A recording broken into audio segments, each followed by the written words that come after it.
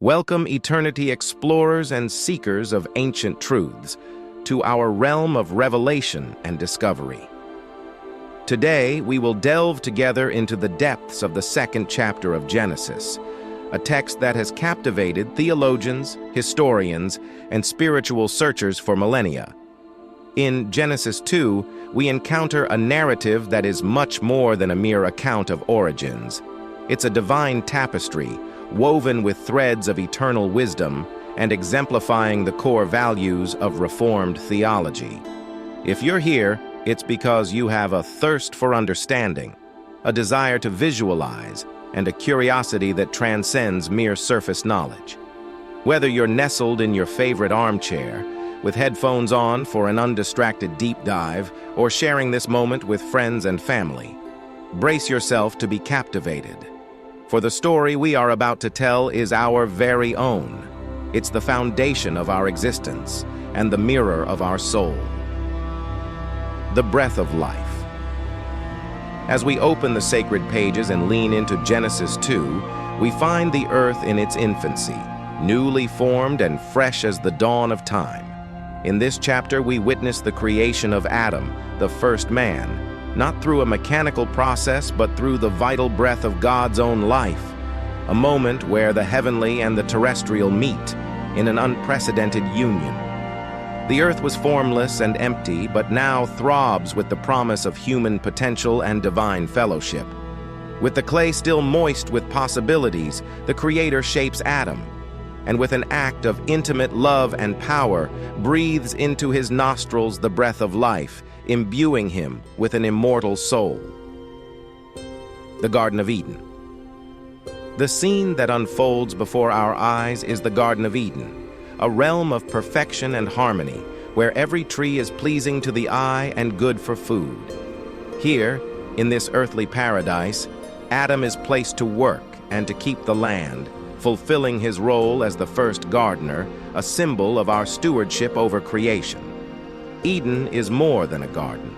It's a sanctuary, a theater of glory where heaven and earth intertwine.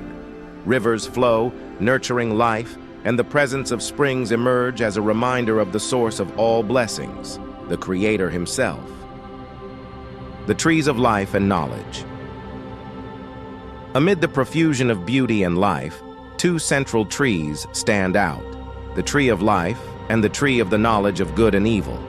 These two botanical pillars symbolize deep truths about human existence and the relationship between God and man, questions that touch the core of Reformed theology and resonate throughout the ages. The Sabbath and divine rest. Genesis 2 also introduces us to the concept of the Sabbath, the day of rest, which becomes more than a pause in creation.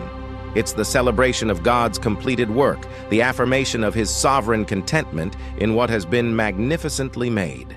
He rests not from fatigue, but as a king who contemplates his flourishing realm, setting a precedent for humanity to observe the sanctity of rest and reflection.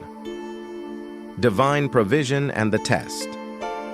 In this locus of Holy Scripture, we find God's stipulations for life in Eden.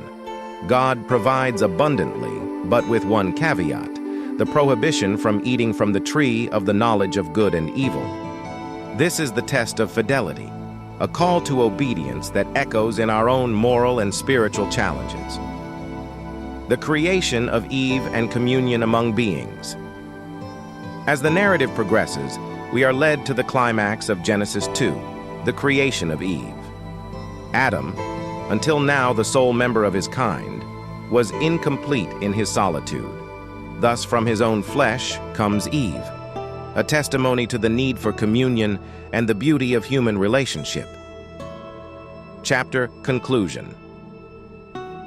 The conclusion of this chapter echoes with the original harmony of creation.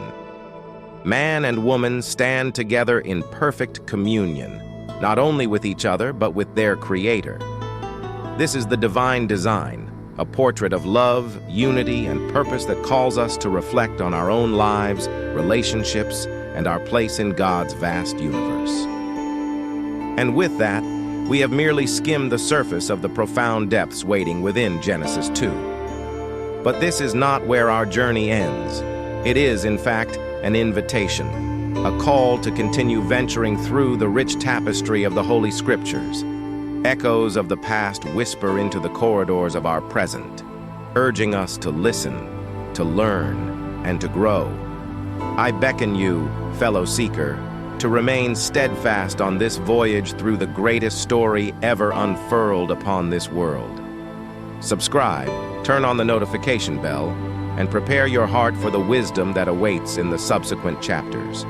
Together, we will unravel the mysteries crafted before the foundation of the world and find, perhaps, our own place in the grand narrative scribed by the divine hand. Join me next time as we turn another page and behold the unfolding story of creation, covenant, and redemption. Until then, reflect on the beginnings we have explored today, and may these ancient words inspire your path and enlighten your soul. Remember, the story continues, and you are a part of it. So, let us journey onward,